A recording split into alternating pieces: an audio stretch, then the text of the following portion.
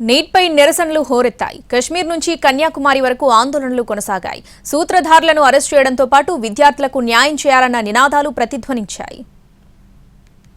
Neat పరీక్షలో అవకతవకల్ని వ్యతిరేకిస్తూ కేరళలోనూ ఆందోళనలు మిన్నంటాయి. ఎర్నాకుళంలో యూత్ కాంగ్రెస్ ఆధ్వర్యంలో ధర్నా చేశారు. ఎంజీ రోడ్లో బైఠాయించి ధర్నా చేశారు యూత్ కాంగ్రెస్ నేతలు. వారిని అరెస్ట్ చేసి బలవంతంగా లాక్కెళ్లారు పోలీసులు.